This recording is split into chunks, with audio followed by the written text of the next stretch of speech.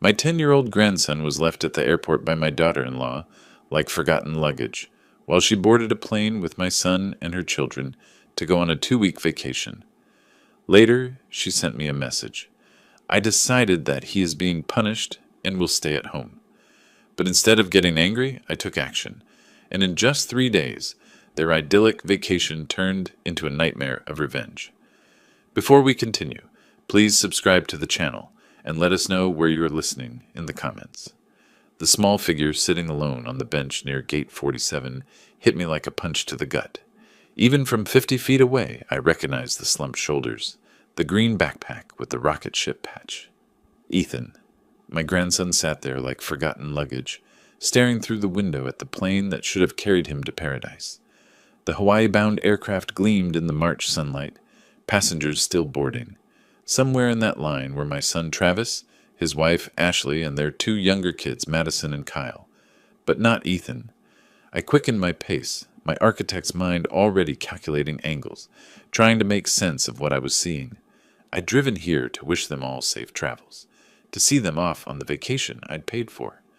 $15,000 from my retirement savings, meant to give my whole family 2 weeks in paradise. Ethan, my voice came out steadier than I felt. What are you doing out here, buddy? His head snapped up. Those dark eyes, so much like his late mother's, were red-rimmed and wet. He tried to smile, tried to be brave, but his chin trembled. Grandpa, they left without me. The words hung in the air like smoke. I lowered myself onto the bench, my knees protesting. 67 years old, and I'd never felt older. What do you mean? We got here early. I was so excited, Grandpa.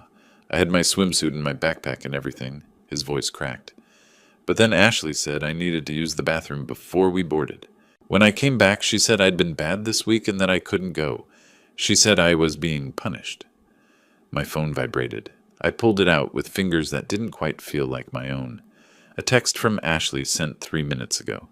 Decided he's grounded and stays home. Bye. No explanation, no apology. Just those 8 words, punctuated with an exclamation point like she was announcing a lunch date. I read it twice, 3 times. The letters rearranged themselves, but they always said the same thing. She'd left my 10-year-old grandson alone in an airport and sent me a text like it was nothing. The phone creaked under my grip. My knuckles had gone white around the case. Grandpa? Ethan's small voice pulled me back. Are you mad at me too? I looked at him then, really looked at him. His hair needed cutting. His jeans were too short, like he'd grown without anyone noticing. When had Ashley last taken him shopping? When had Travis? Nobody. I slipped the phone away and put my arm around his shoulders. I'm not mad at you, not even a little bit. Ashley says I'm too much trouble, that I don't listen. He wiped his nose on his sleeve. Maybe she's right. Maybe I am bad. Something cold and sharp settled in my chest. It wasn't anger, not yet. It was something clearer, harder. Like the moment when a blueprint finally makes sense, when all the calculations align. You're not bad, Ethan. You're not trouble. I stood and offered him my hand. Come on, let's go home. He took my hand, his palm small and sweaty. What about Hawaii? They can have Hawaii. I picked up his backpack, feeling its disappointing lightness. You and I will figure something out, something better. We walked through the terminal in silence. Around us, families laughed and rushed toward gates, dragging suitcases and herding excited children. No one looked at us. No one saw a grandfather whose family had just shown him exactly how little his generosity meant. I glanced down at Ethan. He was trying so hard not to cry anymore, setting his jaw the way Travis used to as a child. Funny how genetics work, how traits skip generations and show up in unexpected places. My son was on that plane right now, sitting in a seat I'd paid for next to a woman who'd just abandoned his firstborn in an airport, and he'd let her. That was the part that burned. Travis had let her do this. The parking garage smelled like exhaust and stale air. I loaded Ethan into my Silverado, the same truck I'd taught Travis to drive 25 years ago. The leather seats were cracked now, the dashboard faded, but the engine still purred. Can we get ice cream? Ethan asked quietly. Absolutely. I checked my mirrors, backed out. Rocky Road? With gummy bears on top? The whole bag if you want. He smiled then, just a little. It didn't reach his eyes, but it was something. As I merged onto the highway back to Orlando, my mind was already working. 40 years in architecture had taught me how to see structures, how to find weak points, how to understand what holds buildings up and what makes them fall. The phone sat in my cup holder, Ashley's message still glowing. 8 words. She probably thought she was clever, in control. She'd probably convinced Travis this was reasonable.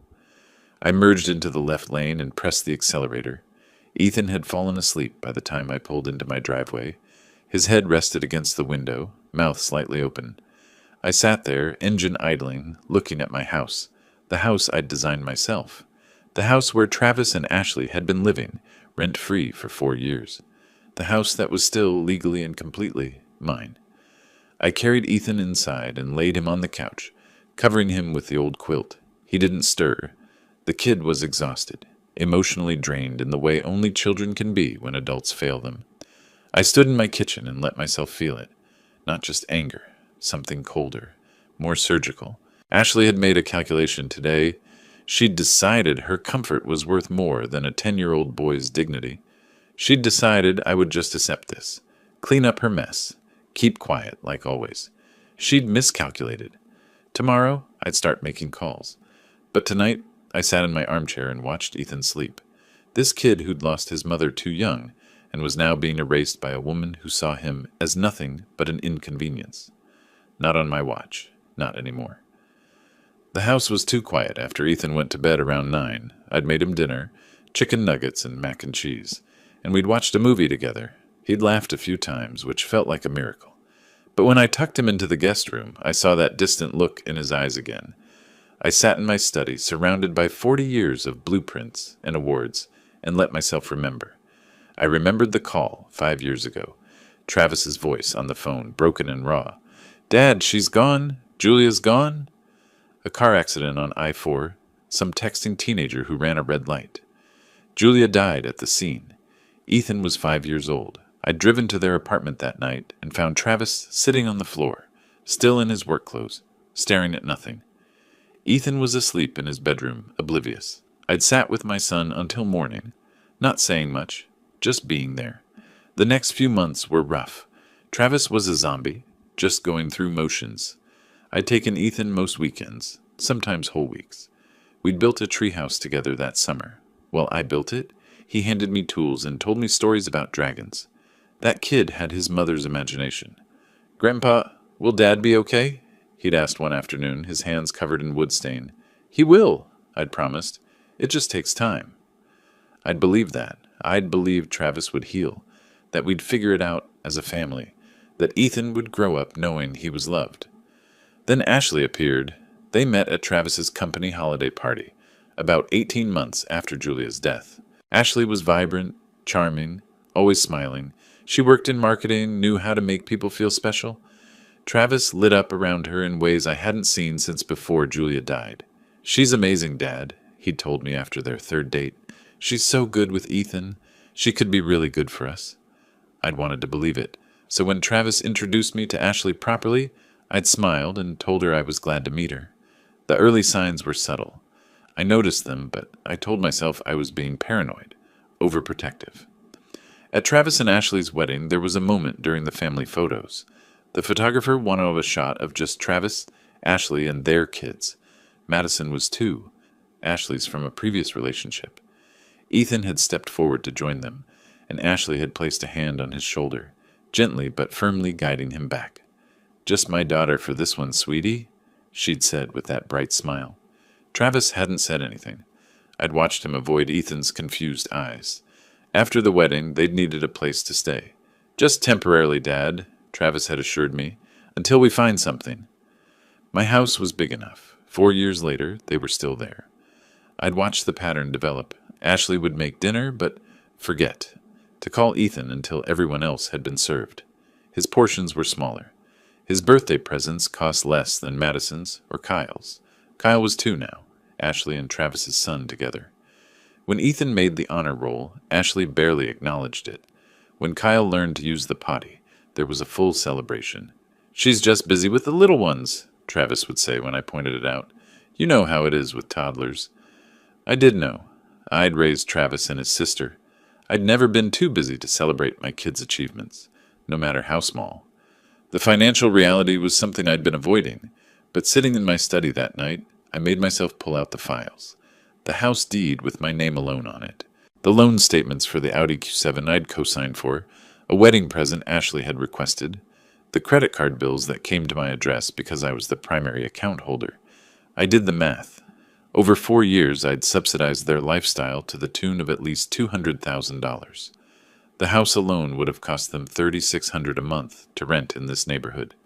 $200,000, and today Ashley had decided my grandson wasn't worth a seat on an airplane. I remembered Ethan's 5th birthday, a month after Julia died. I'd thrown him a party at my house because Travis wasn't capable of organizing anything. 20 kids, a bounce house, a dinosaur cake. Ethan had hugged me so hard that day. "You're the best grandpa ever," he'd said, his face sticky with frosting.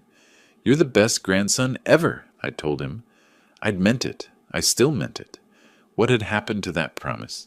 When had I become complicit in Ashley's systematic erasure of this kid? I'd told myself I was keeping the peace, being supportive. But the truth was uglier. I'd been a coward. I'd watched it happen and done nothing. Until today. I looked at the clock. Nearly midnight. In Hawaii, it was 6 p.m. Travis and Ashley would be settling into their hotel, probably enjoying sunset drinks while Madison and Kyle played in the sand, living it up on my dime. My phone sat on the desk, still showing Ashley's message. Decided he's grounded and stays home. Bye! The casual cruelty of it still made my chest tight. But beneath the anger, something else was forming. Something cold and precise.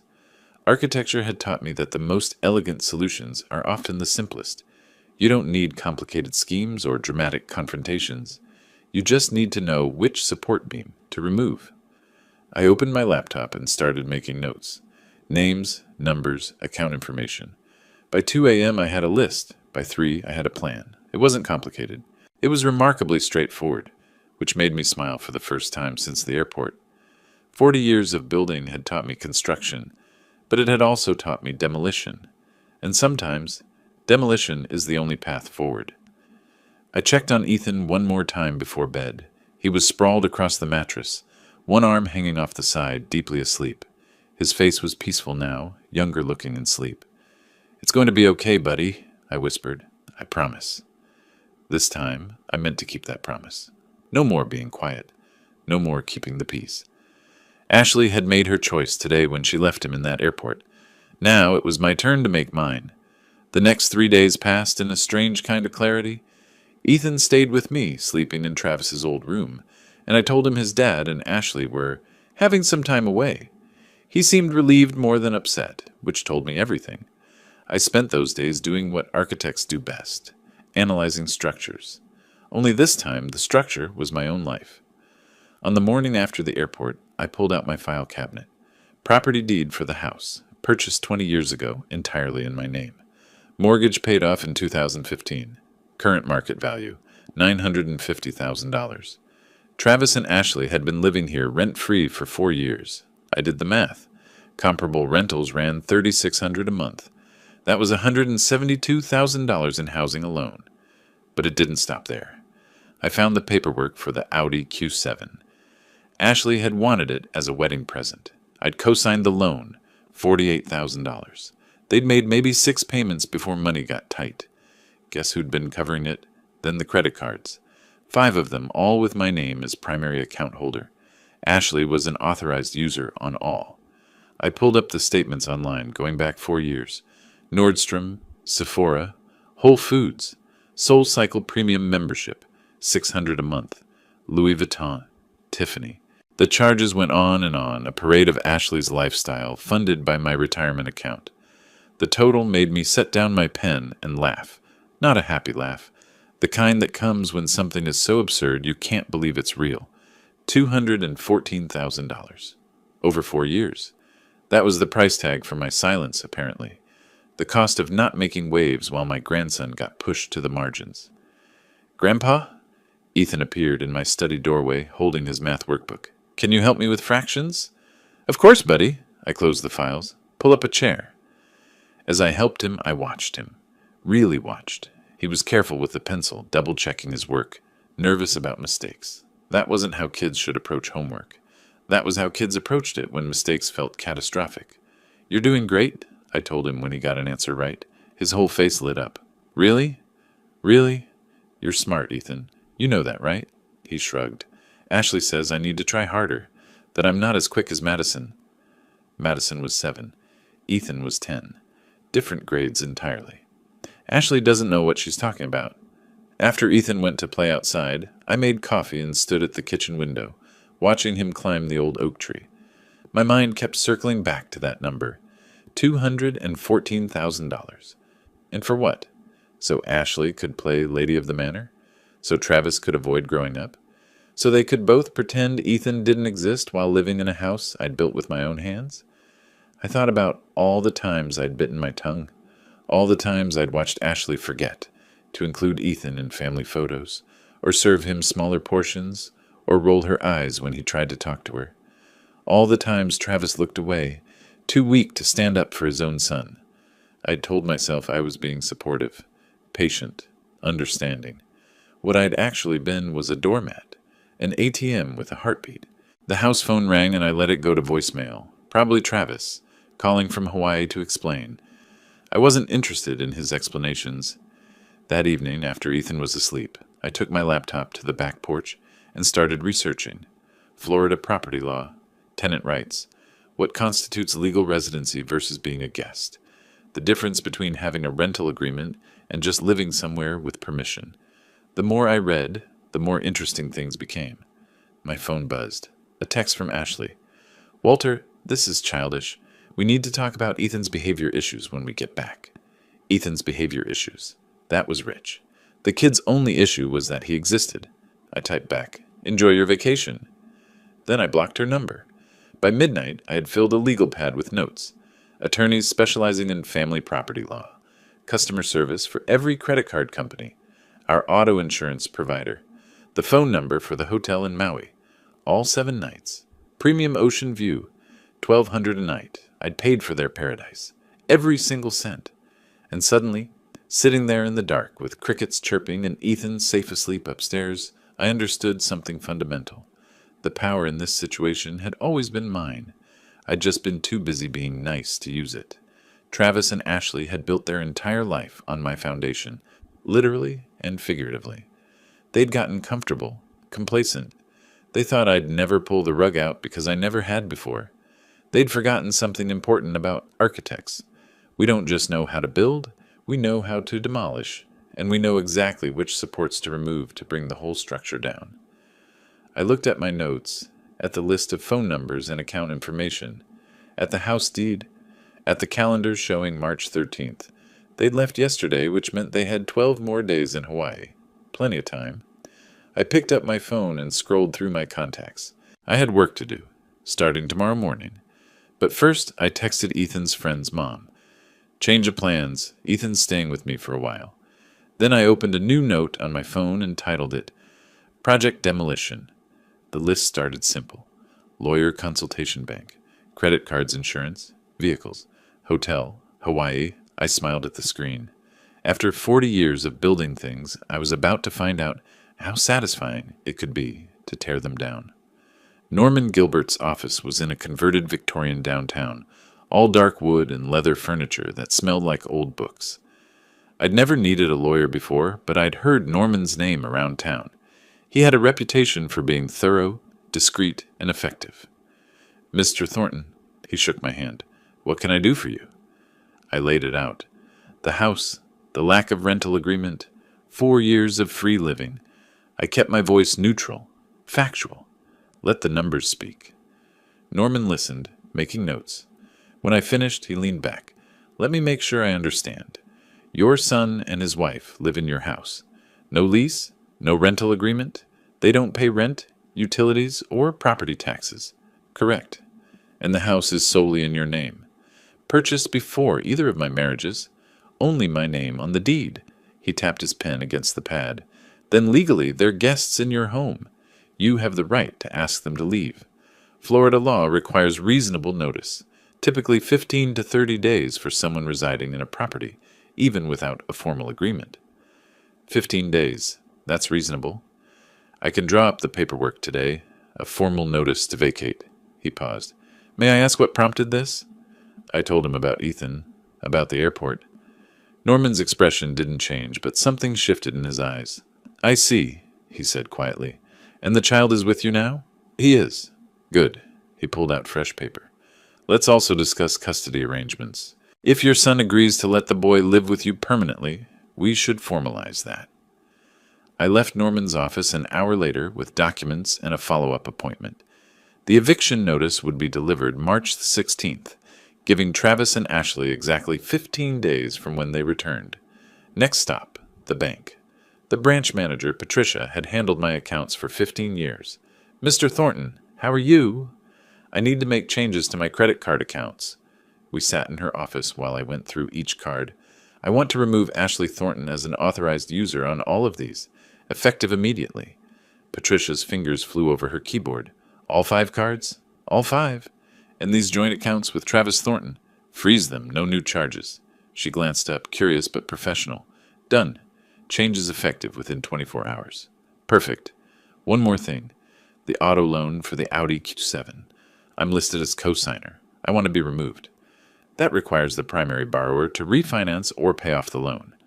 I understand. She made notes. If Mr. Thornton defaults while you're still on it, you'll be liable. Then remove me today and notify him he has 30 days to refinance or return the vehicle. Her eyebrows rose slightly. I'll process that immediately.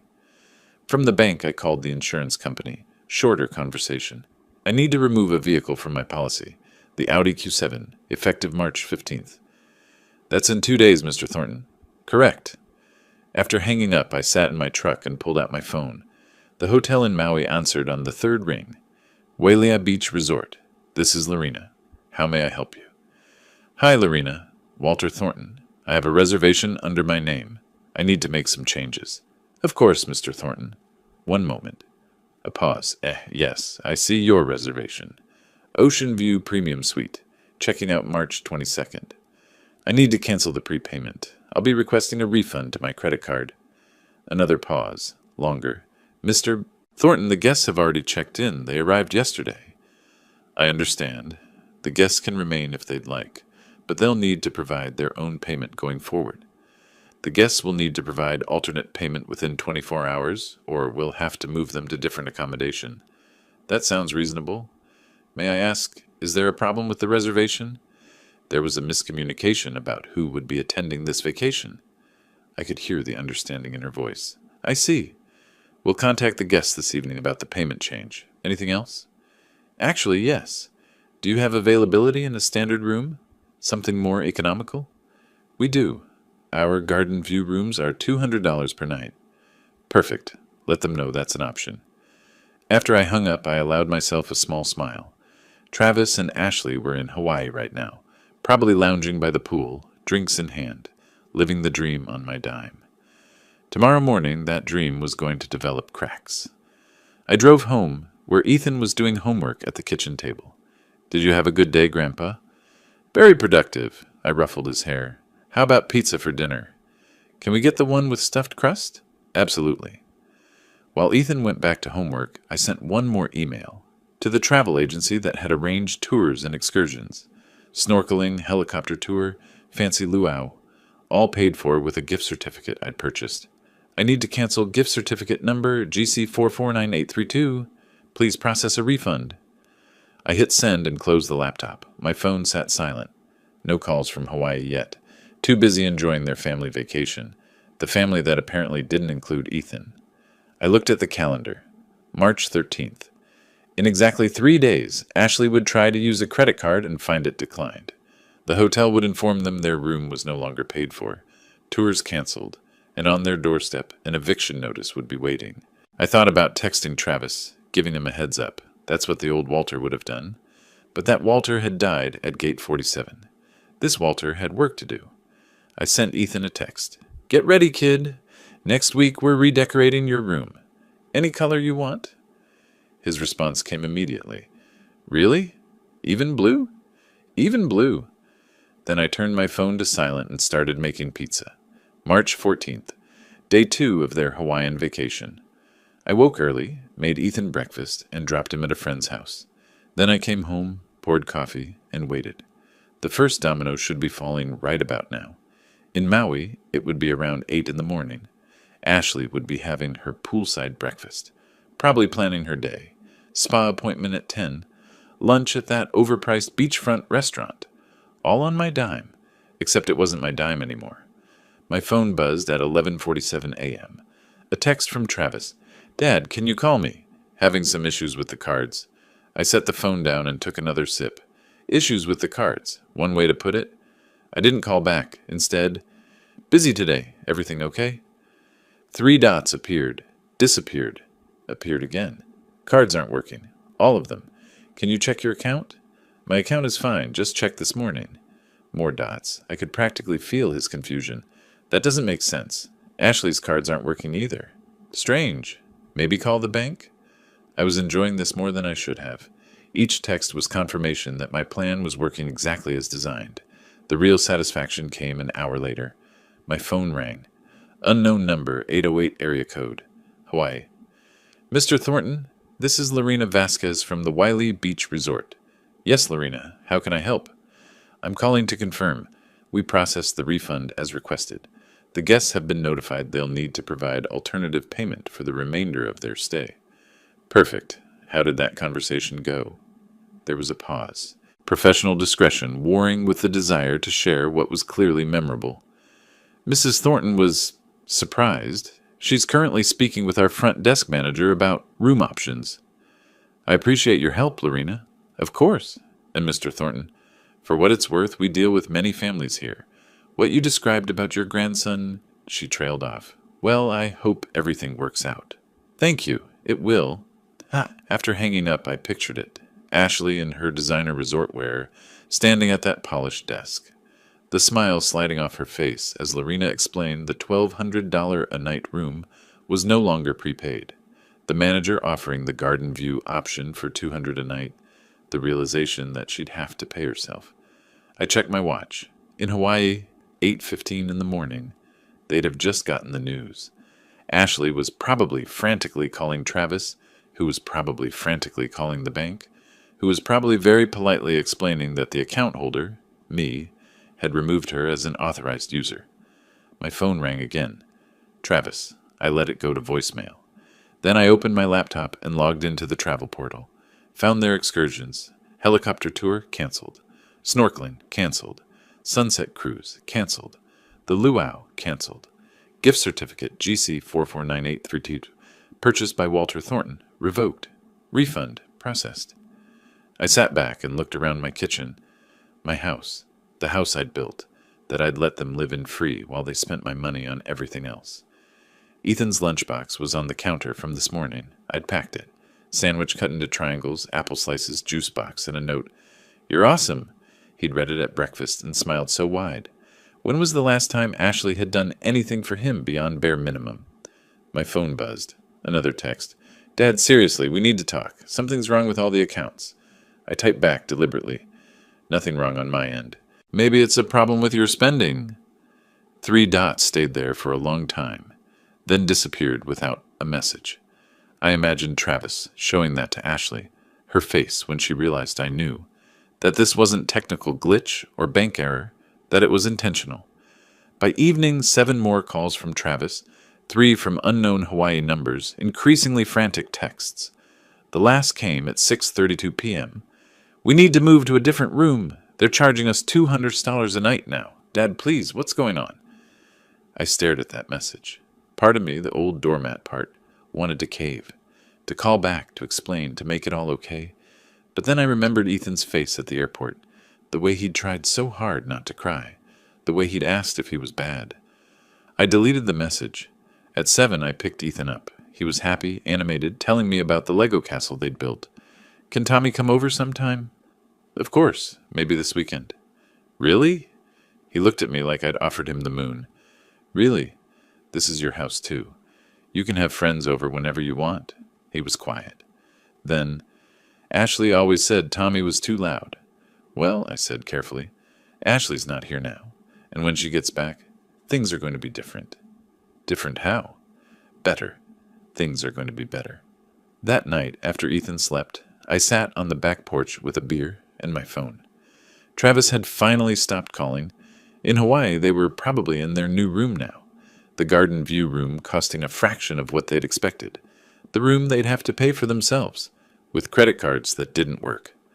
I pulled up photos and found Ethan's 10th birthday 6 months ago.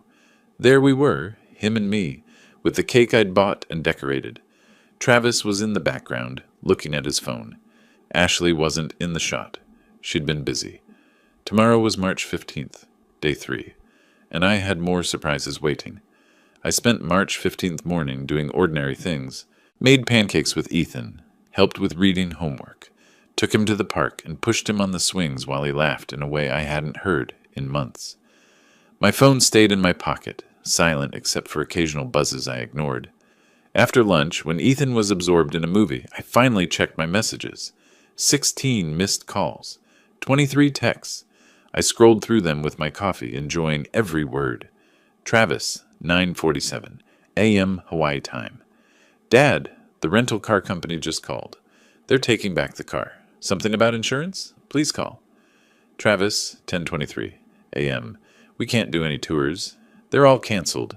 The agency says you canceled them. Why? Travis, 11:15 a.m. Ashley is freaking out. We can't even get an Uber because none of the cards work. We're stuck. And then Travis, 2:34 p.m. What the hell is going on? No more. Dad, please. He'd figured it out. My phone rang. Travis. This time I answered. Hello, son? Dad. His voice was tight, controlled. Someone trying hard not to explode. What are you doing? Me? I'm having a lovely day with Ethan. We went to the park. He went down the slide 17 times. Silence. I could hear Ashley in the background, voice sharp and angry. The credit cards, Travis said finally. The hotel. The rental car. The tours. This is you. Is it? Dad, this isn't funny. We're stuck here. We can't what? Can't enjoy the vacation I paid for? The vacation you left Ethan out of? More silence. Ashley's voice got louder. It was a misunderstanding, Travis started. A misunderstanding? I set down my cup. Travis, she left him in an airport. A 10-year-old child. She sent me a text saying she'd decided he was grounded. Just abandoned him there and got on the plane. She was upset. He'd been acting out. He's 10. Kids act out. You don't abandon them in a busy airport and fly to Hawaii. Dad, please, his voice cracked. We need your help. We can't get home without my money, without my credit cards, without my house to come back to. A pause. What do you mean, your house? I smiled. He hadn't gotten that email yet. Check your messages. You should have something from Norman Gilbert. Who? My attorney. He sent you both an email this morning. Might have gone to spam. I heard rustling, Ashley's voice getting insistent. Then Travis, hollow. An eviction notice. You're evicting us? Technically, notice to vacate, since you don't have a lease, 15 days from when you return. You can't do this. That was Ashley. She'd grabbed the phone. We're family. You can't just throw us out. Ashley, tell me something. Where's Ethan right now? What? Simple question. Where is my grandson? The one you left at the airport 2 days ago? She didn't answer. He's here. With me. Where he's safe and wanted and not treated like an inconvenience. Where he should have been all along. You're insane. We'll fight this. You'll what? Get a lawyer? With what money? The frozen bank accounts? The canceled credit cards? Or maybe you'll use the Audi I stopped paying for? Oh, wait. That doesn't have insurance? I could hear her breathing, sharp and angry. This is because of him, isn't it? Her voice was venomous. That kid has been a problem since day one. He needs discipline.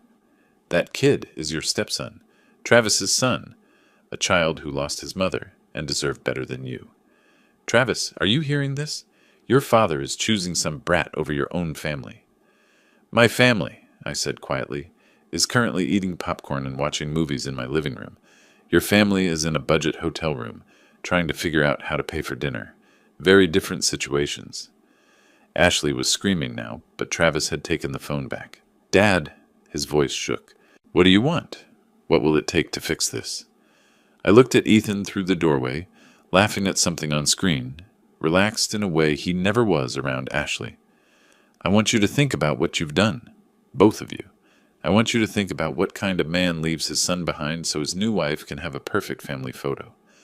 I want you to spend the next few days in that cheap hotel room, wondering how you're going to get home, where you're going to live. The way Ethan was left wondering in the airport? That's cruel. No, son. What's cruel is leaving a 10-year-old in an airport. What I'm doing? This is called consequences.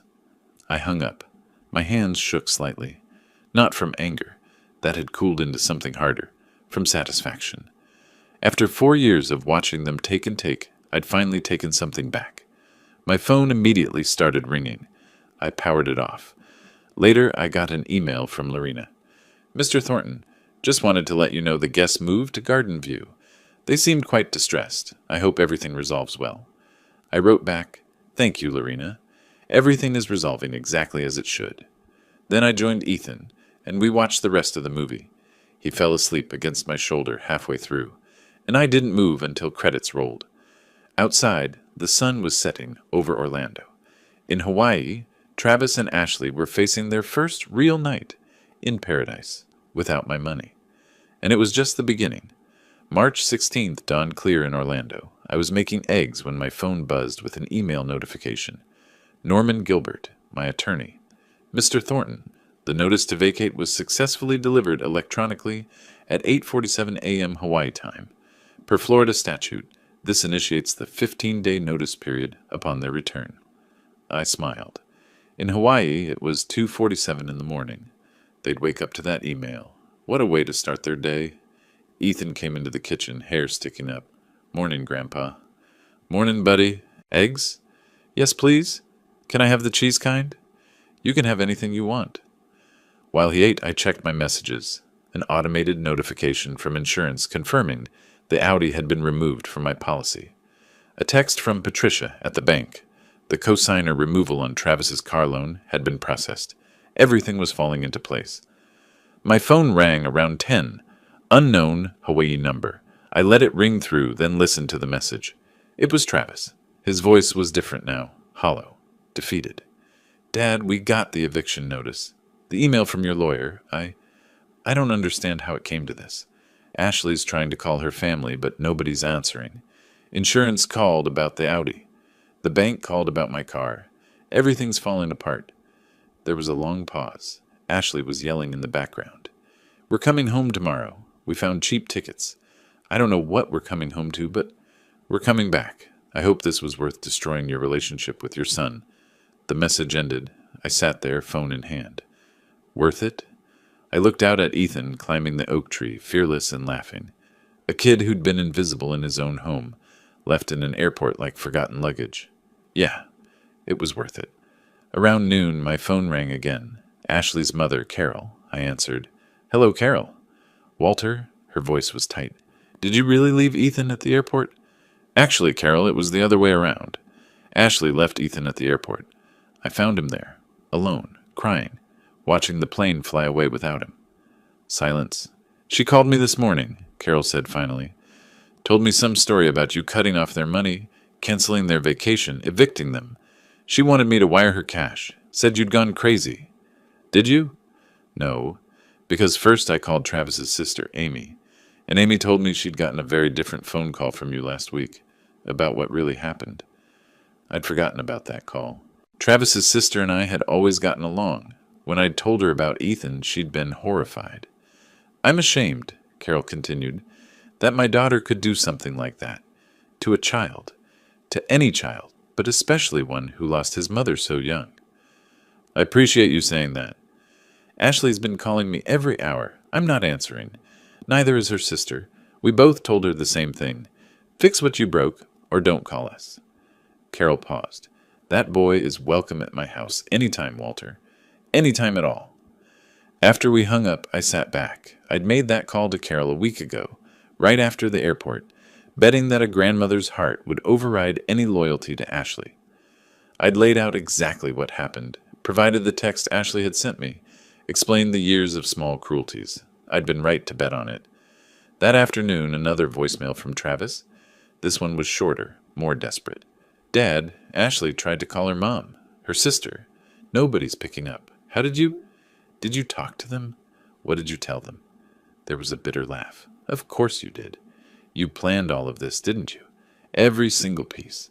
The cards, the hotel, the eviction notice, even poisoning Ashley's family against her. I told them the truth, son, I said to the empty kitchen. That's all I had to tell them. By evening, I'd gotten 6 more calls from Hawaii.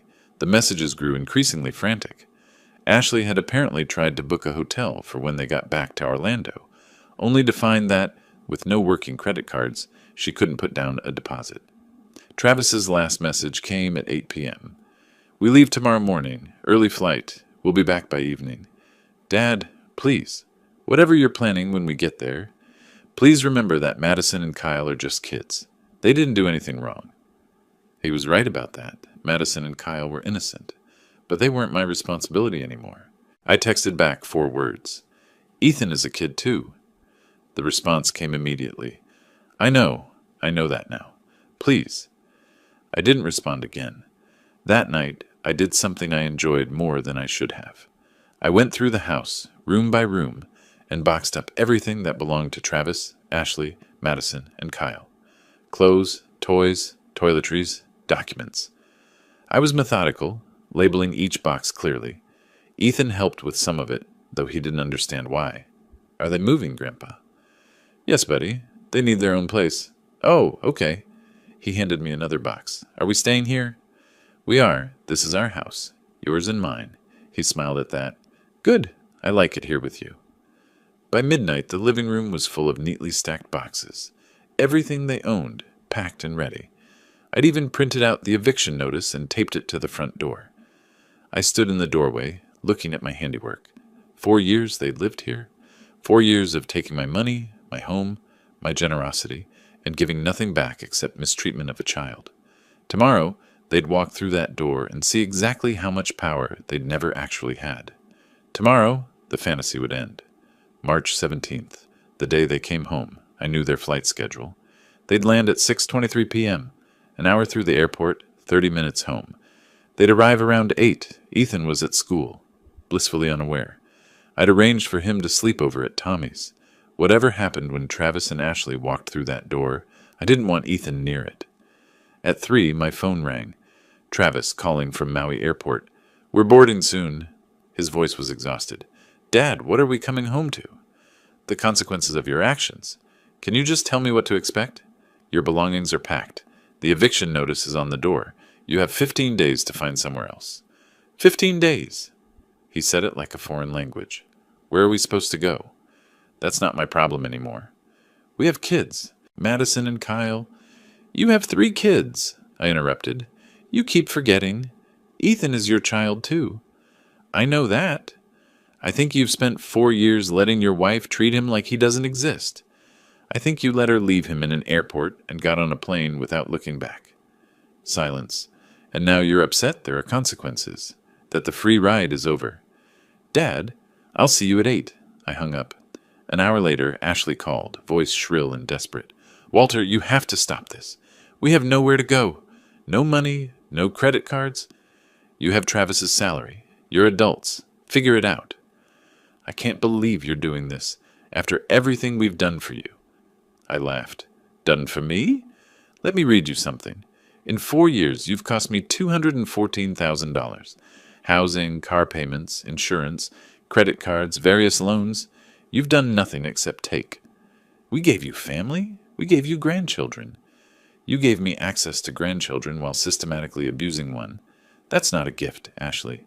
That's hostage-taking. She started crying, big, dramatic sobs. My mother won't even talk to me. My sister hung up. What did you tell them? The truth, that you left a 10-year-old boy in an airport because he was inconvenient. He was being difficult. He's a child, Ashley. A child who'd already lost his mother. He didn't need to learn anything except that he was loved. Instead, you taught him he was disposable. The line went quiet. When you get here, I said, your things will be packed. Take them and go. You have 15 days, but I suggest you do it tonight. Travis won't let this happen. He's your son. Where was that spine when you were mistreating his firstborn? Where was it at the airport? I ended the call. The hours crawled. I made dinner but couldn't eat. Checked the boxes one more time. Confirmed Ethan was settled at Tommy's. At 7:45, a text from Travis. "We just landed." I texted back. "See you soon." Then I settled into my armchair with a book. Door unlocked, waiting. They arrived at I-17. I heard the rental car pull in. Car doors slammed. Madison's voice. "Why are there boxes?" The front door opened. I didn't look up. "Hello, Travis. Ashley." The silence was profound. They took in the scene. Stacked boxes, empty spaces, the eviction notice. "Dad," Travis said finally, "what have you done?" I marked my page. Travis looked terrible. Exhausted, unshaven. Ashley looked worse. Her facade cracked. Madison and Kyle stood behind them, confused. "I've packed your belongings. Everything is labeled." Ashley's face went from pale to red. "You can't do this. This is illegal." "It's completely legal. You're not tenants. You have no lease. You're guests who've overstayed their welcome." Travis moved forward. "Dad, please. We need time." "You have 15 days. That's what the law requires." 15 days to find a place? Move? Figure out our entire lives? You had 4 years to figure out your lives. You chose to spend them living off me. Ashley grabbed Travis's arm. "Don't beg him. We don't need his charity." I smiled. "Ashley, you've lived on my charity for your entire marriage. My house, my money, my cars, my insurance, everything you have, I gave you. And you repaid me by treating my grandson like garbage. Where is he?" Travis looked around. "Where's Ethan?" "Somewhere safe, away from you." That hit him. I could see it. The realization that he'd lost more than a house. "I want to see him." "No, he's my son." "Then you should have acted like it." I stood. "Take your things and go. You have 3 hours." 3 hours? That's not enough." "Then come back tomorrow. But you will not sleep here tonight." Ashley started crying again, angry tears. "You vindictive old man. This is abuse." "This is justice." I looked at her directly. "You left a child in an airport. You sent me a text like it was nothing. Like he was nothing. Now you know what it feels like to have nowhere to go." The room fell silent except for Kyle crying. Travis's shoulders slumped. "We'll go to a hotel." "Good luck with that." They started loading boxes. 2 trips. I watched from the window as they packed up their lives. Before they left the second time, Travis came back inside alone. "Dad, I'm sorry. I'm so sorry about Ethan. About all of it. You're right. I should have protected him." "Yes, you should have. Can I see him, please?" I studied my son's face. For the first time in 4 years, I saw genuine remorse. "Not tonight, but soon, when I'm ready." He nodded and left. I watched them drive away, Ashley staring ahead, Madison and Kyle in the back, surrounded by boxes. Then I locked the door and sat in the quiet house. My phone buzzed. A text from Ethan. "Having fun at Tommy's. His mom says I can come over any time." I smiled. "That's great, buddy. See you tomorrow."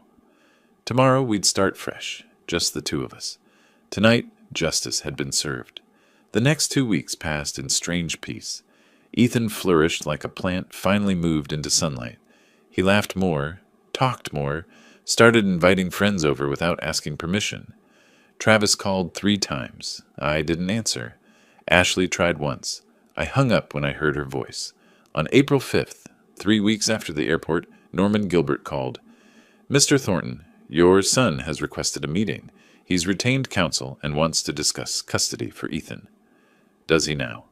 "He's also asking if reconciliation is possible. Between you 2 specifically." I looked at Ethan doing homework, humming to himself. "Tell him I'll meet. My terms, my office, my attorney present. Ashley stays away." "When?" "Tomorrow, 2 p.m." The next afternoon, Travis walked into Norman's office looking 5 years older. Wrinkled suit, crooked tie. The confident manager was gone. He sat across from me, Norman between us. "Dad?" "Travis." Norman cleared his throat. "Mr. Thornton Jr. has prepared a statement." Travis pulled out paper, but his hands shook too badly to read it. He set it down. "I was a terrible father to Ethan. I let Ashley treat him like he didn't matter. I told myself it was adjustment. But I knew. I knew what she was doing, and I let it happen because it was easier." He looked at me directly. "The airport was the last straw. But it shouldn't have taken that. You did what I should have done years ago. You protected him." "Yes, I did. I want to see him. Regularly. I want to be his father again if he'll let me. And Ashley, His jaw tightened. We're in a 2-bedroom apartment in Kissimmee. She's working for the first time in 7 years. Madison and Kyle are adjusting. She blames me for not fighting you. I blame her for creating this. Sounds rough, I said without sympathy. It is, but that's our problem. What I'm asking is, can I see Ethan? Can I rebuild what I broke? I studied him. He looked sincere. Broken. Good. Here are my terms. First, Ethan lives with me. Full legal custody. You can petition for joint after a year. Travis nodded immediately. Agreed. Second, supervised visits. Weekly at my house with me present. After 6 months, we can discuss unsupervised. Okay. Third, you and Ashley enter family therapy. You're paying. We already started 2 weeks ago. That surprised me. Good. Fourth, and non-negotiable. Ashley does not come near Ethan. Not for visits, not for holidays. She's forfeited any relationship with him. Travis's face fell. Dad, that's going to be hard. She's still my wife. That's your problem to manage. Ethan is my priority, not your comfort. Take it or leave it. Norman slid a document across. I've drafted the custody agreement. Travis picked it up with trembling hands. I watched his face as he realized how thoroughly I'd won. Legal custody, supervised visits, therapy requirements, everything spelled out, giving him almost nothing. He picked up the pen. One question. Is Ethan okay? Is he happy? He's better than okay. He's thriving. Travis's eyes went red, but he didn't cry. He just signed, each signature looking like it cost him something. You can see him Saturday, 2 p.m. Don't be late. Travis stood. Thank you, Dad, for protecting him when I wouldn't. Don't thank me. Show me. Show up. Be present. Be the father he needs. He nodded and left. Norman waited. That went better than expected. He's lost everything. The least he can do is be a decent father. And if he isn't, then the agreement gives me power to cut him off completely. I smiled. I learned my lesson about being too trusting. That evening I sat Ethan down. Your dad wants to see you. He'd like to visit on Saturdays. Ethan was quiet. Do I have to? No. Never. But I think he's trying, buddy. He made bad choices, but he's your dad. What about Ashley? Ashley won't be coming around, ever. Ethan's shoulders relaxed. Okay, then maybe I'll see Dad, if you're there too. I'll be right there, always. Saturday came. Travis arrived at 1:58 p.m., carrying a wrapped present. Hi, Dad. Travis. I let him in. Ethan was building with Legos. He looked up, hope, fear, anger, sadness, all crossing his face. Hey, Ethan, Travis said quietly. Hi. I brought you something. He held out the present. Ethan unwrapped it slowly. Inside was a photo album, pictures of Julia, his late mother, Ethan as a baby, the treehouse, page after page of memories. I should have shown you these long ago, Travis said. Your mom loved you so much. I'm sorry I let you forget that. I'm sorry I let anyone make you feel like you didn't belong. Ethan's lip trembled. Why did you leave me at the airport? Travis knelt down. Because I was weak. Because I let someone else decide what mattered more than you. And that was wrong. Unforgivable. I know sorry doesn't fix it, but I'm going to try to do better, if you'll let me. They talked for an hour. I stayed in the kitchen, close enough to intervene, letting them have their moment. When Travis left, Ethan held the photo album like treasure. Grandpa? Yeah, buddy. I think maybe it'll be okay. With Dad. Maybe it will. That night on the porch with my beer, I allowed myself satisfaction. 3 weeks ago, they'd left a child in an airport. Now Travis was rebuilding what he'd destroyed. Ashley was facing consequences. And Ethan was safe. Justice wasn't always fast, but when it arrived, it tasted sweet. 2 months later, life had settled into unexpected normalcy. Travis came every Saturday. The first visits were awkward, but slowly he and Ethan rebuilt their relationship. They'd play games, work on homework, talk about school and friends. Travis never mentioned Ashley. Ethan never asked.